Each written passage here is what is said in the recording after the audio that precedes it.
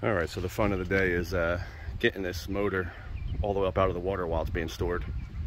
You can see the water line there at the top of the black bottom paint, and also the water line where it was sitting in the water on the lower unit. So what I had to do was go in. You can see these two, this is from the back side, but you can see these two clamps here. This left clamp, which you have to get from the front side, has a Phillips head screw or a flathead. Motor has to be all the way in the down position, but you can pretty much do it by sitting on the back of the transom here while it's in the water. I just brought it home because I did some modifications, which I'll show you in a minute. But you unscrew the front of that clamp. Again, this left silver clamp here. And then when you do that, it gives you access. I think you can see it from here. It gives you access to this little switch unit in here where my finger's touching. You'll see an arrow. A little tough to see. Let me see if I can zoom in on it. Yeah, a little tough to see, but you get the idea down there. There's a little arrow down this part here, down the bottom there, and basically a little magnet pickup. And once you adjust that down, makes the motor raise up higher. And it's the issue I was having was my trim here all the way across was hitting the motor cowling, so I couldn't come up all the way to get it out of the water. So that's why they put that limit switch on there. However, got some grease on me. Now that I did a little modification here, I will be putting some trim back on here. But what I did was marked it down, picked center, five sides or 5 inches each side from center, and what I ended up doing was sawzall straight through the trim there, angled with a little jigsaw. You kind of get the idea there. Now there's my first beam that I hit. So I still have another 1/8 inch. I'm not going to go back any further, or not, maybe a 1/2 inch. I'm not going to go back any further with that. It just makes no sense to be rubbing against this this rail like that. But what I might do is actually take these back another inch or 1.5 inches. Just cut in there and then re-angle.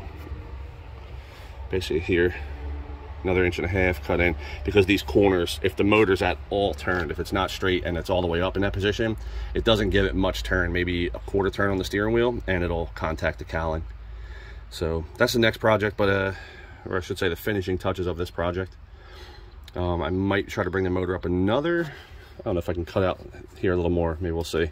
But if I can even get like a 1/2 inch out of here, that'll give me another probably inch lift on the motor, which would get, right now my lower unit intake is still sitting about here in the water, even after all these adjustments I just made. So if I want to get it completely out, I'd have to do what I set up there and bring that back another inch. So fun. I'll give you some updates. Voila, just like that. Looks like it comes out so much higher. So I made this cut about 1.5 inches wider, almost 2 inches wider on each side. And I did cut it back a little bit further, so it's about 1/8 inch off this beam now. It was about 3/4 of an inch, it seemed like. I originally thought it was about 1/2. But cut it back about 1/2 inch more. And again, it's trial and error with that switch down there. It's a little tough to see. I don't know if you can see it from anywhere in here. So let's see there, if I can get it. There's the switch itself. A little tough, but anyway, the idea is you can see that little on symbol right there. I don't know if I can get to zoom in on that. Right in there. Anyway, there's a little on arrow, but when you loosen that set screw, there you go, you can see it says on there, and there's an arrow just below that. So when you lower the arrow, it kind of swivels down. It allows the motor to come up higher. So again, by cutting that out now, I want to give you a little view of it where it actually stops.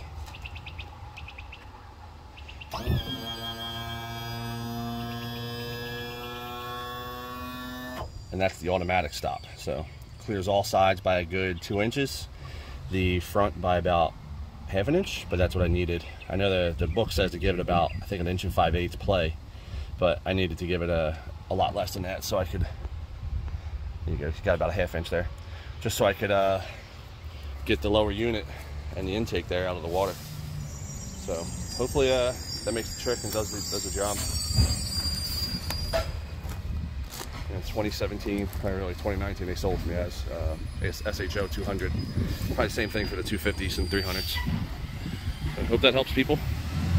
I did raise my motor 2 holes there. That gives you an idea. Look at that switch from this side here. But hopefully it all works. Again, we got the clearance I needed there to clear, and over here where I'm not contacting the cowling anymore. About 2 fingers in there.